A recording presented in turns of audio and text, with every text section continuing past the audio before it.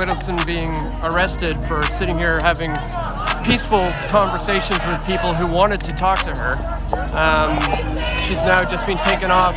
Instead of the police dealing with the violent and aggressive protesters, they decided to go after Francis instead. So much for having a free exchange of ideas in a university setting.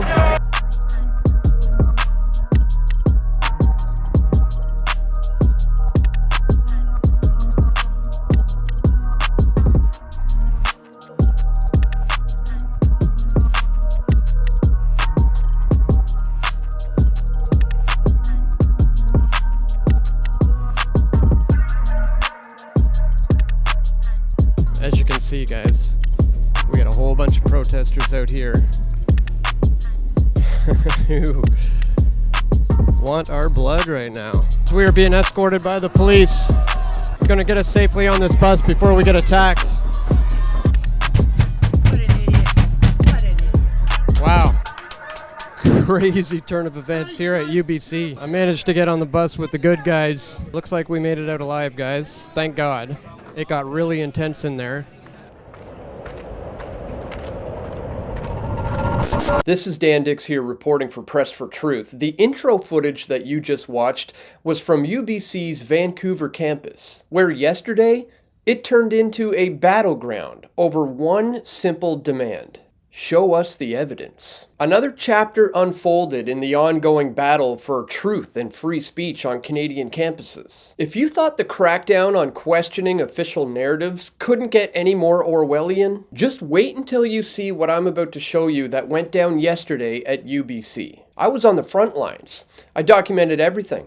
I interviewed everyone involved, and I was targeted by Antifa simply for just being there. So if you would like to support this kind of journalism, please visit this Give, Send, Go campaign where you can help save and protect Press for Truth. With your help, I can better protect myself with bodyguards while covering events, and also by building a team who can help me reach more people than ever before. If you would like to help grow Press for Truth into something that can truly be a thorn in the side of the powers that ought not be, please consider making a contribution, because I simply can't do this work without you. Alright guys, before we get into the video, I want to provide some context for anyone who doesn't know what's going on. Yesterday, a small group of courageous voices, Francis Widdowson, the fired professor who dared to write grave error, Jim McCertie, the ousted teacher calling for excavations, and one BC leader, Dallas Brodie, rolled up to the Indian Residential School History and Dialogue Center at 11 a.m. to spark an open conversation about the so-called unmarked grave discoveries of 2021, like those 215 anomalies flagged by ground-penetrating radar in Kamloops. These three have repeatedly pointed out the hard facts that no bodies have been exhumed and no mass graves have been confirmed. It's all based on soil disturbances, hyped into a national crisis without physical proof. They call it what it is, a narrative built on unverified claims that's been used to shut down debate and push a one-sided reconciliation agenda. Just endless narrative, billions in funding, and digs that have found nothing. But the moment they arrived to engage students and share their evidence-based perspective, wouldn't you know it, the usual suspects mobilized. Hundreds of counter-protesters, including Antifa activists, Marxists, and others who label any skepticism as denialism or worse, swarmed the scene. And they weren't there for dialogue. They were there to silence anyone who challenges the status quo, shouting, shoving, and creating chaos to drown out any opposing view. Then, UBC, instead of protecting free expression on what should be a marketplace of ideas, called in the RCMP for safety reasons. And here's where it gets truly dystopian. Diminutive academic Francis Widdowson, author of works challenging the grave error narrative, was physically picked up horizontally by 3 officers, carried off like a threat to public order, and loaded into a police vehicle. Not for violence. She was calm.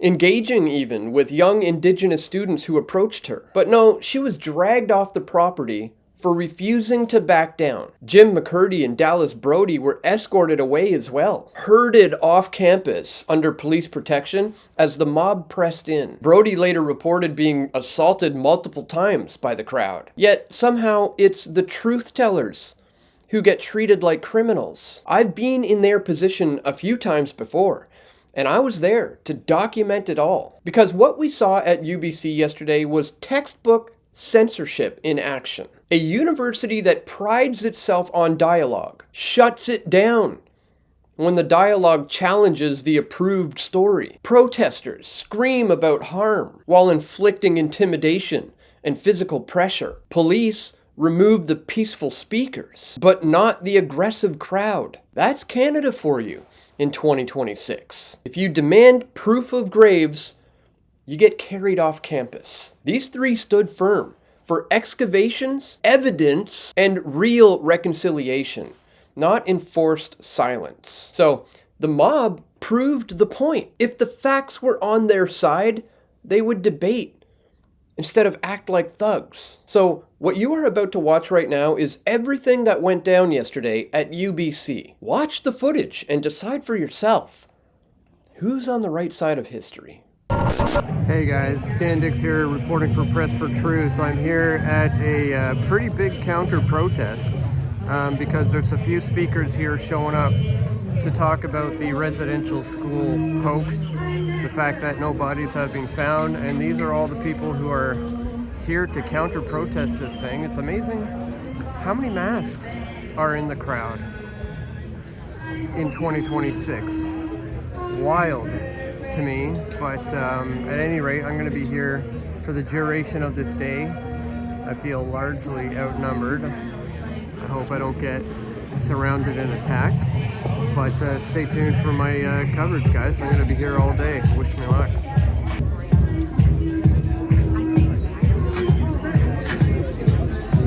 Massive crowd. Again, these are all counter protesters because of a few teachers have already been called out.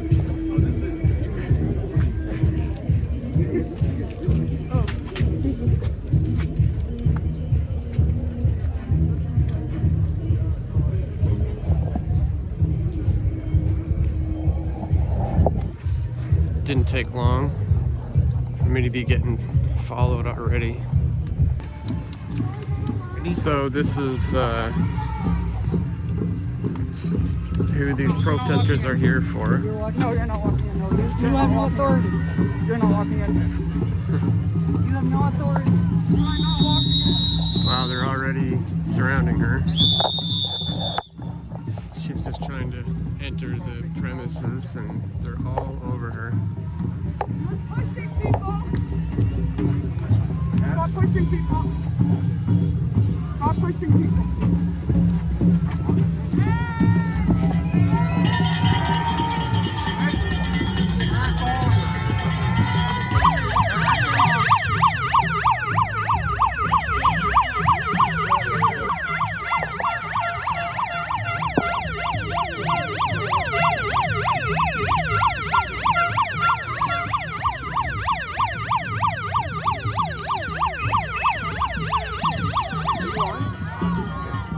Interesting that in a university setting where it's supposed to be the free exchange of ideas, we have people who are not willing to engage in any kind of logical debate, right? No, they're cribbles. They're unbelievable cribbles. They pretend that they are the victims when they are totalitarians and they are stopping us from pursuing the truth. It's an absurd situation. So this is going to be a temper tantrum. It'll be a number of hours, and we're just going to let them exhaust themselves. And then you can have the conversations after they exhaust themselves.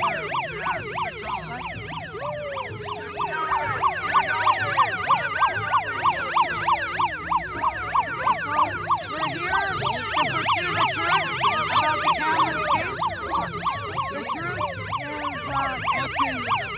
we're here to pursue the truth about the Cameron's case.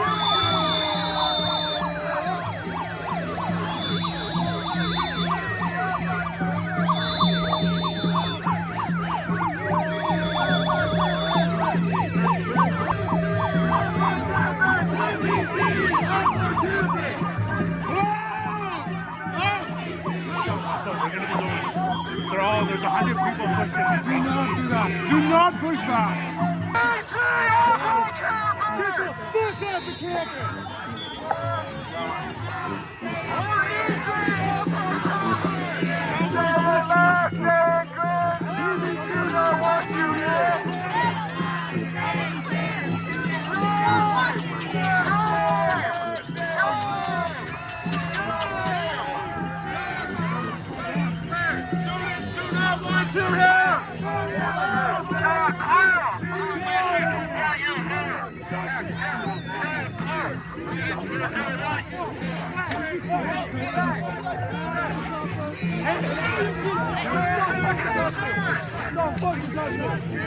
And it's getting really hairy.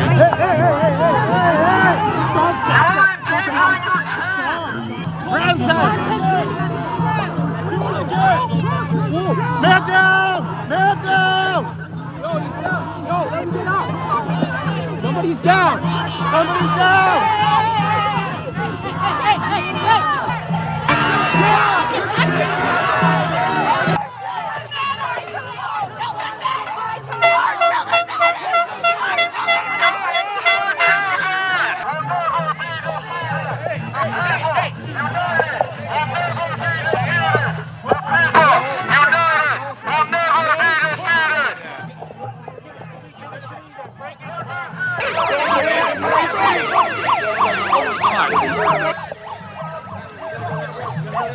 Francis, get out of the way, man.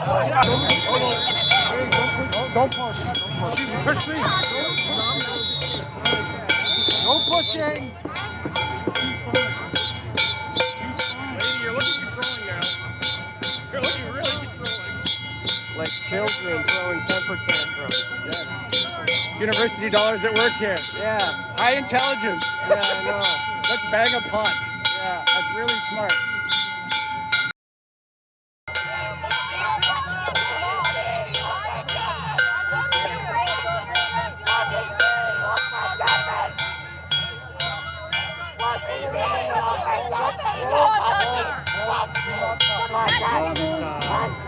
We can't just believe whatever a knowledge keeper says, because knowledge keepers can be misremembering. Like Billy Coombs. You know about the case of Billy Coombs? Child in the blue ball. He's one of the eyewitnesses about the Kamloops case. He said he saw burial at Kamloops. He also said that Queen Elizabeth II abducted 14 children from the Kamloops City Residential School in 1964. But the Queen was not in. The Queen was not in Kamloops, and even if she were, the Queen is followed everywhere by the press. Her visits are monitored heavily. How would she be able to abduct, 14 children? She wouldn't be able to do it. That's what Billy Coombs said. So if we're going to believe all knowledge keepers, we're going to have to believe Billy Coombs. And it's not because Billy. Thank you, Francis. We want to say thank you for your work. Truth. We must have truth at Kamloops. Thank you for being so brave. And this is a deal. This is a deal scientist. He knows about GPR. He can make one of the reasons why people think that there's bodies at the residential school in Kamloops is because of GPR. Yes. Can GPR detect human remains? Certainly not, although arguably if you watch Jurassic Park and they do one hammer hit and then the skeleton, I mean, people have an influence from culture where there's a false belief. But GPR, well, not even what they did. They can't distinguish organic matter, never mind Oh, body. no, they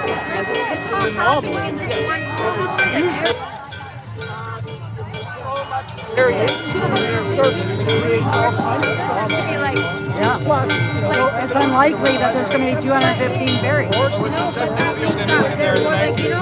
Yeah, it's something that.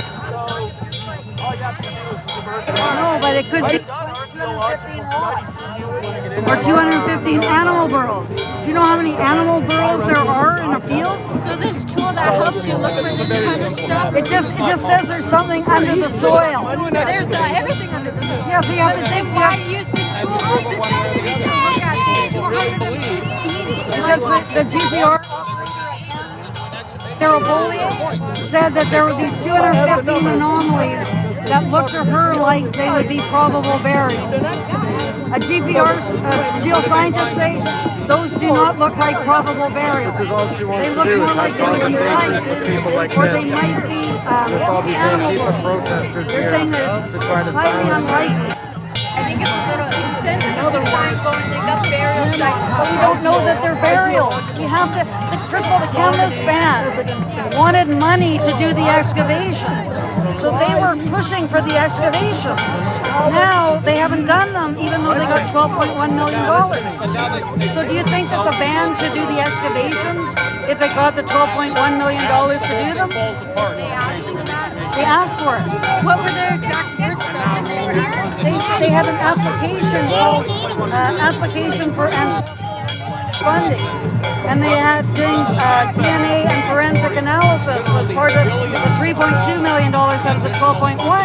So they were going to use $3.2 million to do DNA analysis and forensics. But in order to do DNA analysis and forensics, you need to have the actual discovery of remains. They haven't done that yet.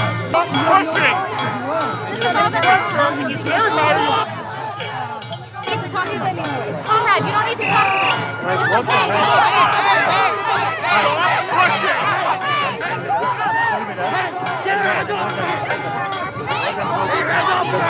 talk to me. It's We're gonna ask him.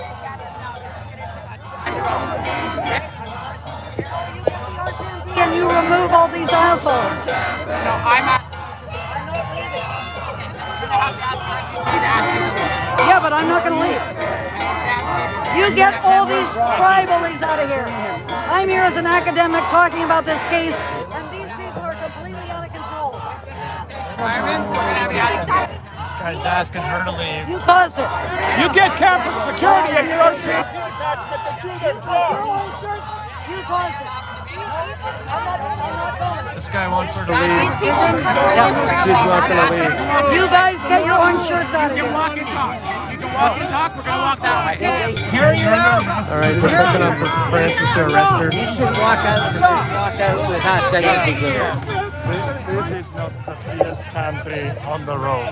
Take pictures. Carried out. This is how you treat professors.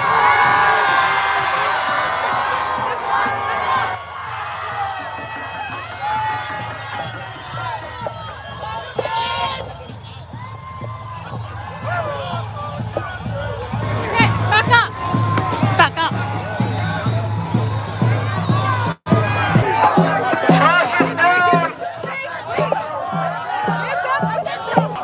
So this is Francis Widdowson being arrested for peacefully protesting, sitting here peacefully doing absolutely nothing.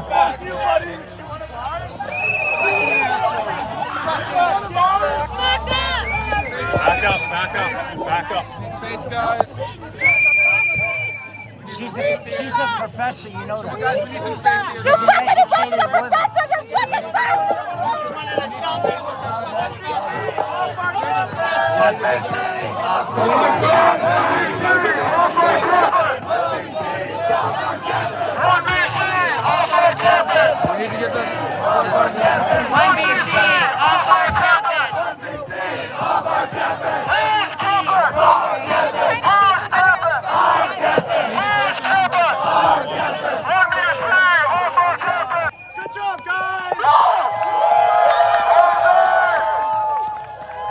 Good job.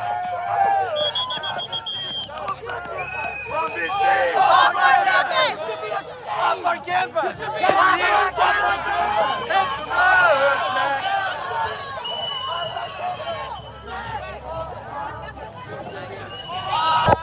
All right, guys, so if you're just tuning in, that was Francis Widdowson being arrested for sitting here having peaceful conversations with people who wanted to talk to her.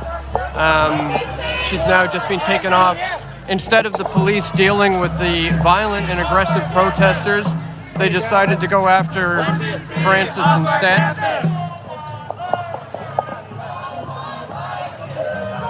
So much for having a free exchange of ideas in a university setting.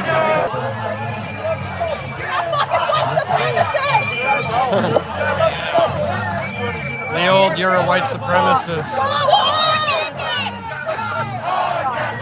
Anybody who disagrees with them is a white supremacist.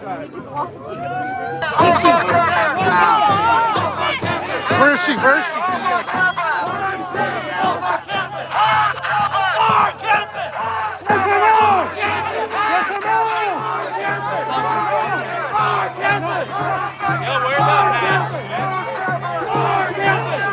So this is MP, Member of Parliament Dallas Brodie. She's being followed by a couple hundred counter-protesters.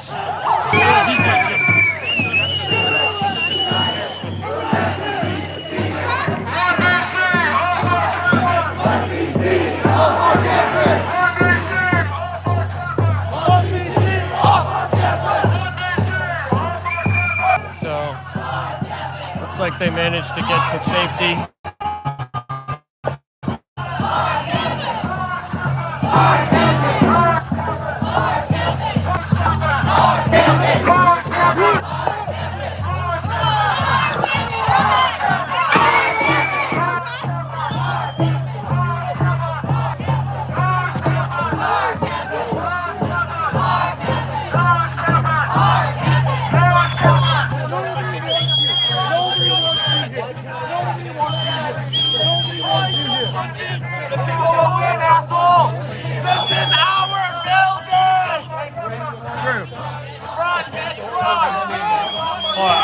Is he good to go?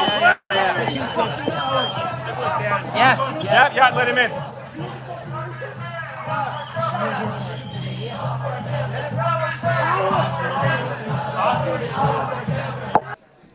All right, guys, so we were pretty pounced on, viciously attacked by all these protesters, managed to make it into this building where the police have now got the area secured.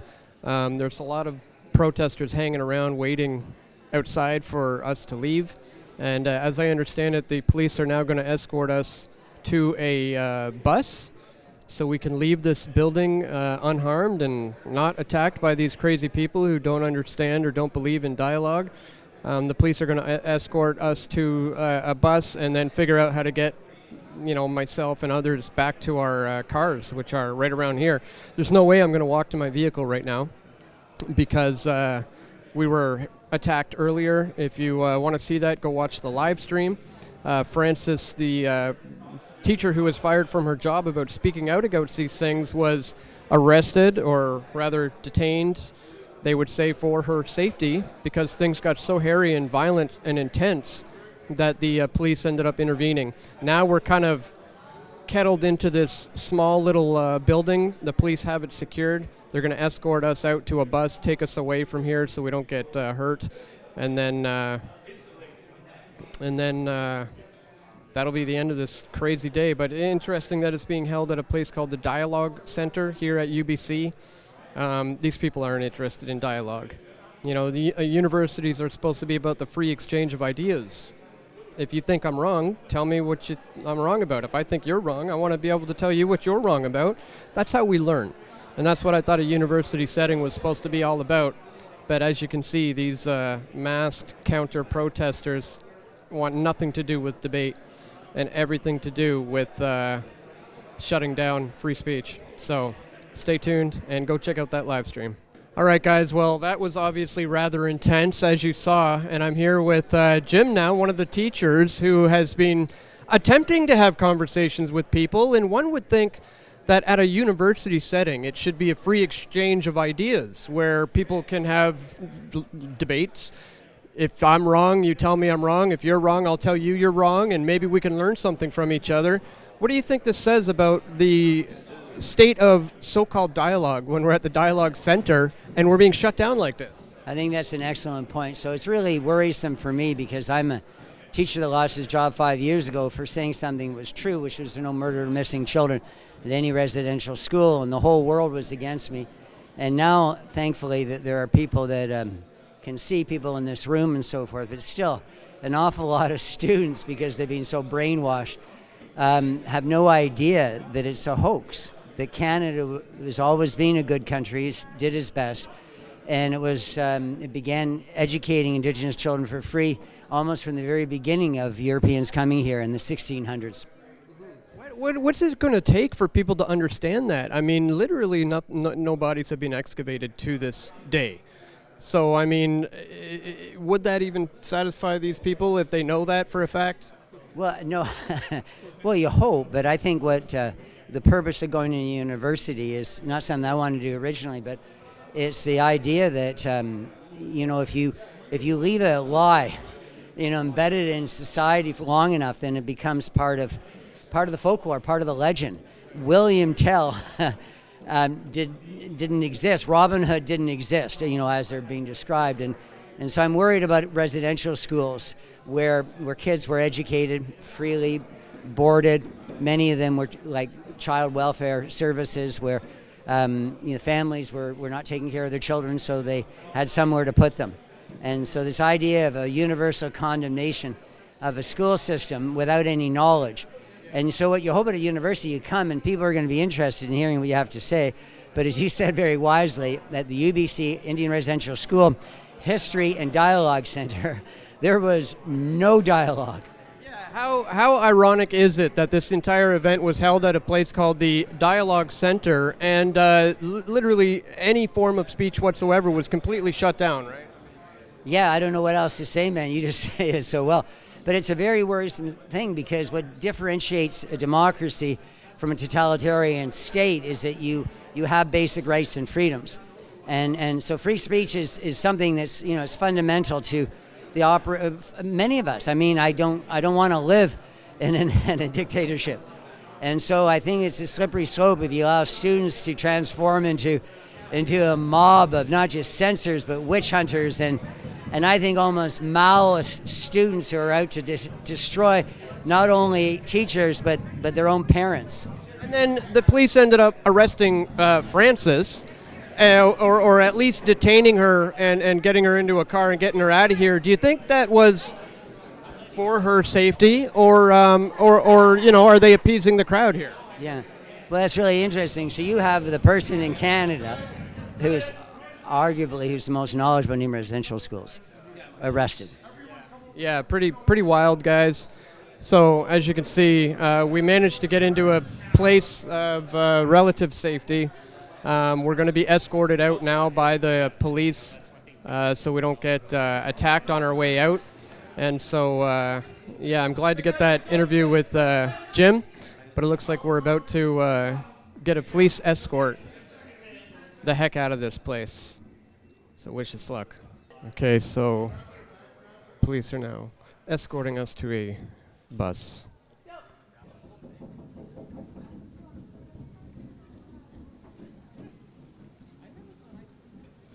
So, as you can see, guys, we got a whole bunch of protesters out here who want our blood right now. And so we're getting a nice little escort from the police to get to a safe spot in a bus, ship us out of here, get us off campus, and then bring us back to our cars just so we could ditch all these crazy people who want nothing but to cause us some harm right now.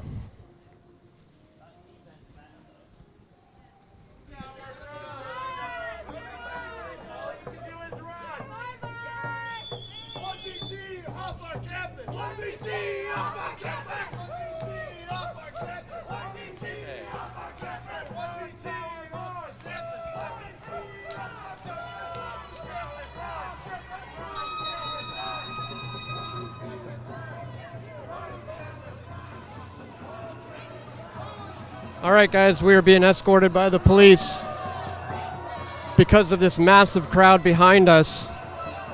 The police are helping us get away from the violent, crazy people, and going to get us safely on this bus before we get attacked.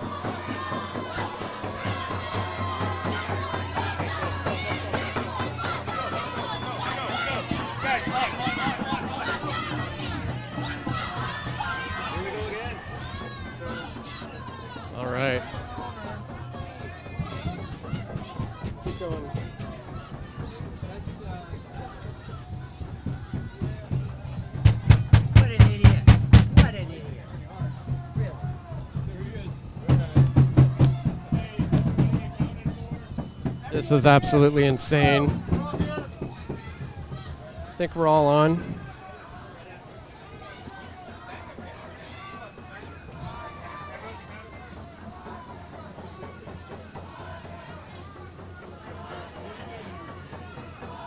Again, police are doing everything they can to keep people away from the bus.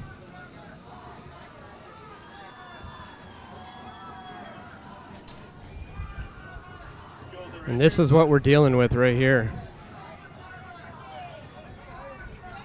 A mob who wants our blood.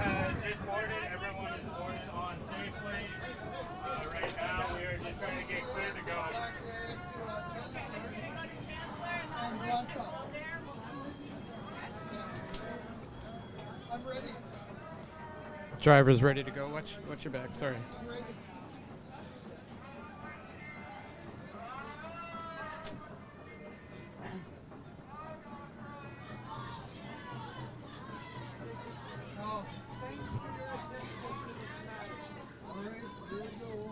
Here we go. Thank you, sir, for the ride.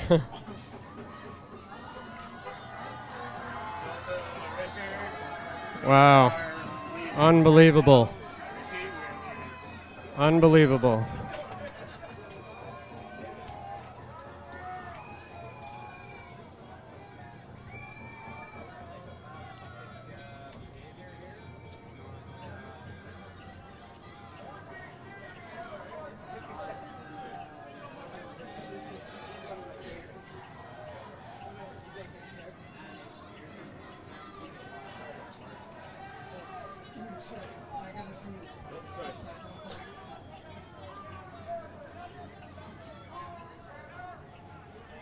So this is our safe escort off the bus.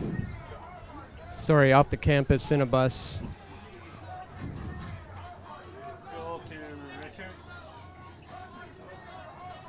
Again, this was like the only way we could get out safely.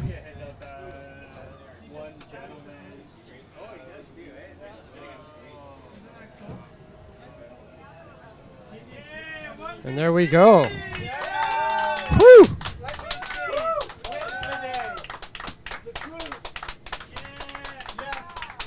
All right, guys, that was rather intense. We are now on a bus after getting escorted by the police. Yeah, what a morning indeed. Maybe you could start us off telling us what the morning was like for you and how this kind of day sort of transpired for you.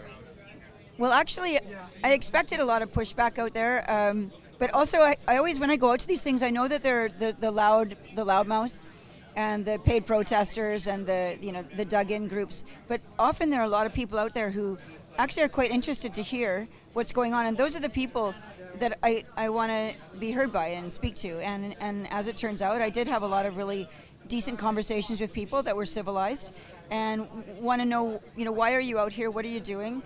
And I say to them, it's time to have some truth out here.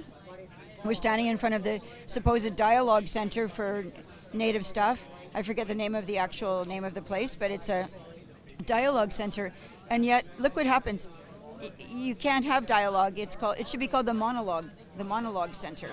What an ironic place to have something like this when, especially in a university setting, it should be a place for the free exchange of ideas, open debate. If I'm wrong, you tell me I'm wrong. If I think you're wrong, I'll tell you why you're wrong, and that's how people are supposed to learn, right? Can you speak to that, just the sheer irony of the situation?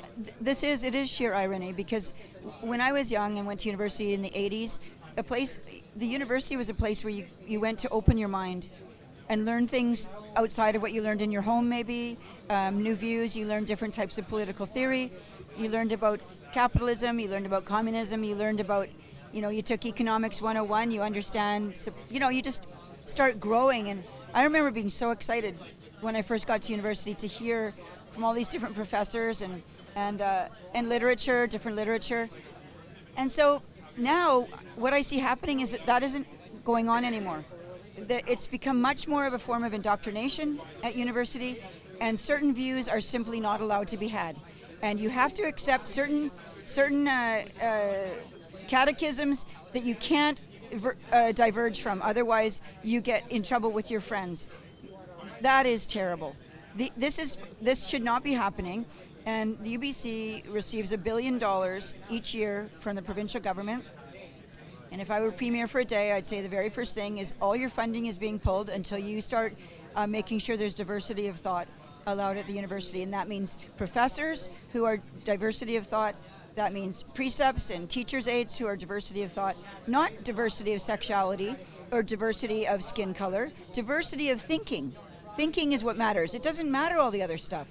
It's diversity of thinking, because just because your skin is something or you have certain genitalia doesn't mean that you think the same way as that person. Like, all men don't think alike, all women don't think alike, but we have different thoughts in our minds. And otherwise, what we're just creating is a situation of mental slavery.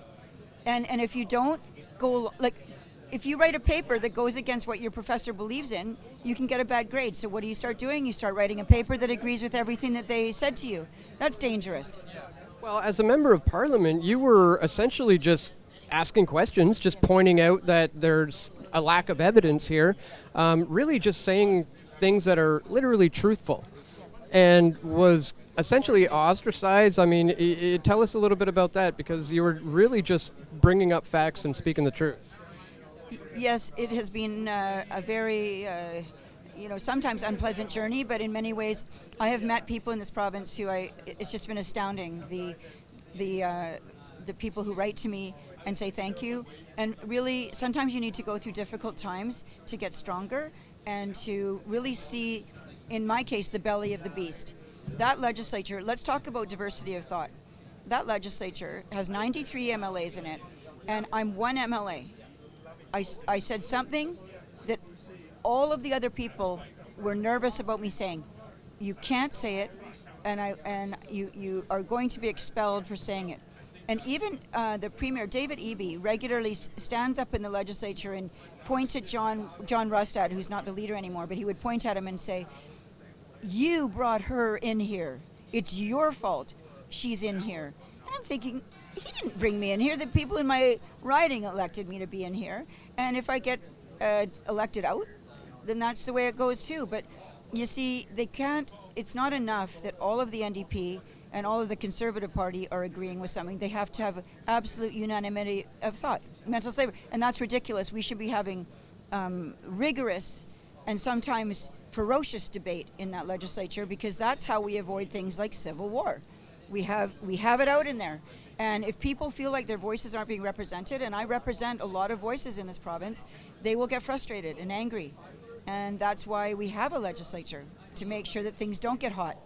Well, any final thoughts on how this day panned out? I mean, and the residential school hoax in general, and the fact that we had to get escorted by the police onto this bus. What a wild day. I know, it's so crazy to think that this could happen here, right? At UBC, that talking about the truth is so threatening to these people. The truth is threatening to a lot of people. If you think about the fable of the emperor's new clothes, this has been going on throughout history. I forget, there's some quote that in a world of lies, truth is a revolutionary act. And, truth is what grounds us all. We need it, and we can't build policy on things that aren't true. And the threat that we pose, people need to look at that and ask yourself, why are they so threatened by this? What are they afraid of? Yeah, that's a good point. So, all right, well, thank you so much for talking to us and breaking that down. You're very welcome, and thank you for coming out today. Appreciate it. Wow. Crazy turn of events here at UBC.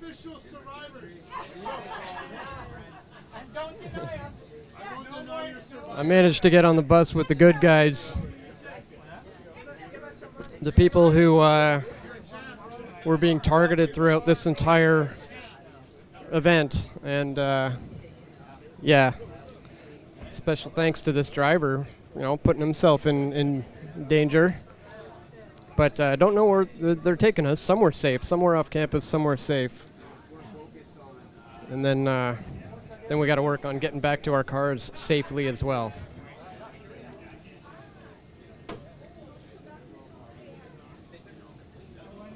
So it looks like we made it out alive, guys. Thank God. It got really intense in there. If you do appreciate my efforts to come out to events like this to cover these types of things, please do consider checking out pressfortruth.ca/donate. if you want to make a contribution. Either way, I'm going to continue to cover these types of events. But again, if you do appreciate this kind of an effort, let me know. Let me know in the comments. Let me know in your emails, and let me know by voting with your dollar. Thank you so much to anybody who does contribute. It's very, very greatly appreciated. But I guess that pretty much wraps it up for this day. Thanks so much for watching, guys. Go share that live stream. It was absolutely insane, and you'll see why they had to escort us out on this bus. All right, peace. We all want truth.